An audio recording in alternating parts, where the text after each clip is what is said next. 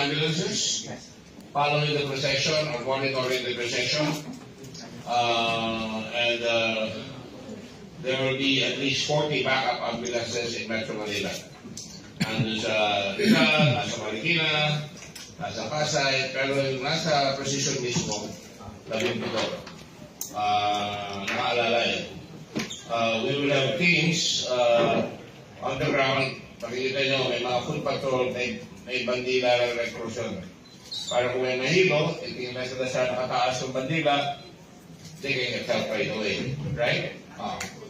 And then, we are going to have a medical facility of 50 beds. And wala itong briefing ng staff ko, follow ito.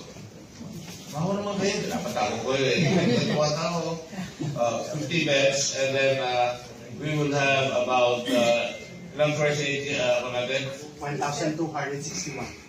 17 first aid stations. 17 first aid stations. Alright. So kung may mahihilo, tatakbo niya lang din sa first aid. Okay, mamili kung maganda yung nasa first aid, dapat dadali yung maganda sa first aid.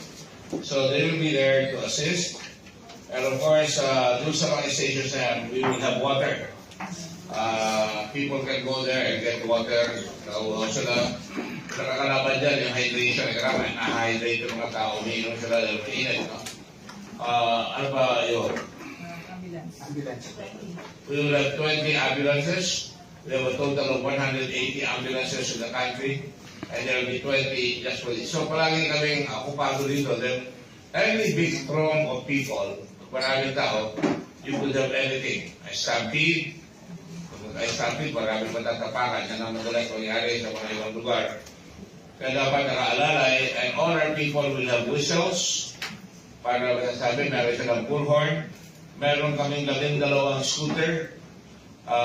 Iba nakatayo ka, maagal yung scooter, ikot-ikot, nagpapatrolya, para alam nila kung saan pupunta.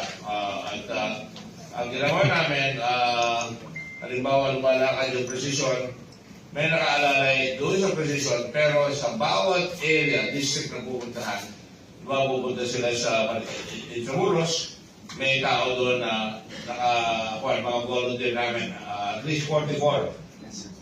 Yung mga barangay units namin nakaalalay doon para hindi ka na sumama lahat. Lalakad yung precision, pag nalampasan mo yung barangay mo, okay ka na. Pero nakaisambay ka on the way para ka matapos. So yung 44 bawat barangay para pag pumunta ron, nakahanda yung tao, presko sila, kung sumusunod lahat, pagod lahat yun. So pag nasa barangay, bawa sa San Sebastian. Dadaan ba sa San Sebastian na yan? 44. Sa Intramuros, 44, may mga tao doon, nakapuno lahat siya. So, hindi pagod yung tao, fresh ko lagi isip, mabilis makakaalalay. Now, all this is happening because we have 102 chapters in the country, and in Metro Manila, we have at least 8 chapters and 8 branches. 8 chapters plus branches. So, yung mga chapters, may mga tao sila, alalay rin ang Rizal, alalay rin ang Marikina, kung kakailangan ng suporta, magdadala rin ng ambulansya. Magdadala rin ng tao yan.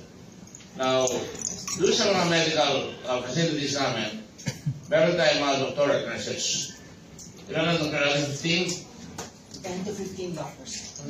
Exactly. 15 doctors, sir. Ang bobola ito. 14 nurses, sir. 15 doctors, lumulong sa emergencies, lahat ng mga nurses doon sa ambulansya, mga EMT, emergency management technician, may mga nurse yun, bawat ambulansya, bawat first aid station, meron tayo doon. Ang nangyayari dyan, usually, pag kami nasaktan, alam mo naman kasagot. Ayan, okay. Pakita nyo nga yung first aid station. Unang dadalhin sa first aid station kung may nagkasakit o napila o nasugat. Kung malaki, dadalhin doon sa medical facility na 50 beds. May 10 beds sa yung bawat one first aid. Yes, sir. Sandang pa lang. 10. Sampo, no? Para kung di makakayanan doon na seryoso, hello, tatang tayo nakikita. 10, dadali ngayon sa main medical facility.